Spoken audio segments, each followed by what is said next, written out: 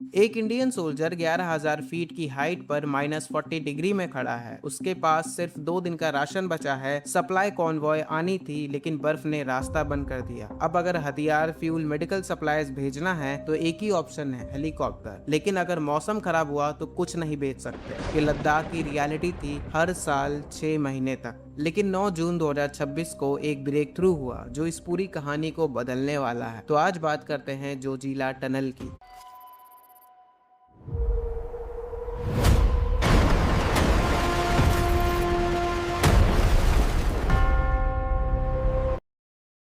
फिलहाल के लिए लद्दाख को बाकी इंडिया से जोड़ने वाले दो ही रास्ते हैं, श्रीनगर लेह हाईवे और मनाली लेह हाईवे, और दोनों साल में लगभग 6 महीने बंद रहते हैं, नवंबर से मई तक। यानी कि लद्दाख 6 महीने के लिए कम्प्लीटली आइसोलेट हो जाता है। साथ ही इन दोनों हाईवेज का सबसे खतरनाक बॉटलनेक है जोजिला पास, 11,500 फीट की ऊंचाई पर बना एक तंग घुमावदार रास्ता, जहां हर साल 15 से 20 फीट बर्फ जम जाती है और लैंडस्लाइड्स का खतरा 24 घंटे बना रहता है। तो ये सिर्फ टूरिस्ट की प्रॉब्लम नहीं है, ये नेशनल सिक्योरिटी का सवाल है, क्योंकि जब जोजिला बंद हो जाता है तो लद्दाख में तैनात 2 लाख से ज्यादा आर्मी पर्सोनल्स को सप्लाई भेजना हो तो सिर्फ एक ही रास्ता बचता है, वो है हवा का रास्ता, यानी कि हेलीकॉप्टर्स, जिससे एक ही दिन में करोड़ों का खर्चा आता है। और अगर मौसम खराब हो या विजिबिलिटी 0 हो तो सप्लाई रुक जाती है। और 1999 में कारगिल वॉर के समय यही हुआ था। ये वही रूट था जहां पाकिस्तानी आर्टिलरी ने रोड ब्लॉक कर दिया था, जिसकी वजह से सप्लाई नहीं पहुंच पा रही थी। सोल्जर्स को राशन एयर ड्रॉप करने पड़ रहे थे। तो ये सिर्फ एक सड़क बंद होने की बात नहीं थी, ये इंडिया की डिफेंस स्ट्रेटजी का सबसे बड़ा वीक पॉइंट था।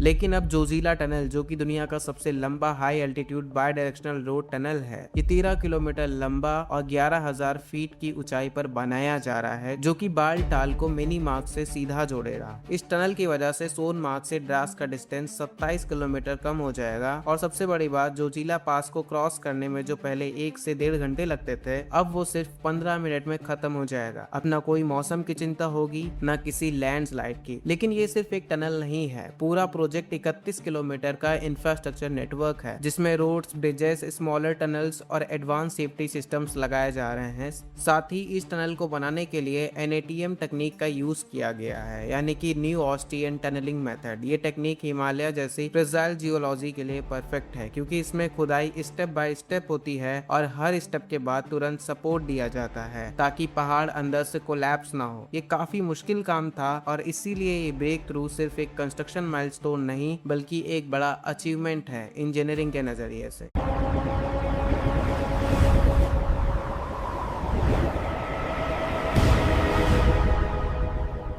इसके अलावा ये प्रोजेक्ट 6,800 करोड़ रुपए का है, जिसकी foundation stone PM Modi ji ने मई 2018 में रखी थी और टारगेट था सितंबर 2026 तक कंप्लीट होने का। लेकिन रास्ते में काफी रुकावटें आई, कोविड-19 पेंडेमिक, फिर 2024 में जेड मोर टनल साइट पर वर्कर्स पर हुआ टेरर अटैक और ऊपर से एक्सट्रीम वेदर कंडीशंस इस टनल को डिले करती गई। अब नया टारगेट है फरवरी 2028। लेकिन अब एक बात नोट करने वाली है, जब ऐसे स्ट्रेटेजिक प्रोजेक्ट पर हमला होता है, जैसे वो 2024 वाला अटैक, तो ये सिर्फ एक कंस्ट्रक्शन डिले नहीं होता है, ये दिखाता है कि दुश्मन भी समझता है कि ये इंफ्रास्ट्रक्चर कितना इंपॉर्टेंट है। इसीलिए टारगेट बनाया जाता है। जो चीज भारत के लिए लाइफलाइन बन रही है, वो किसी और के लिए थ्रेट भी है।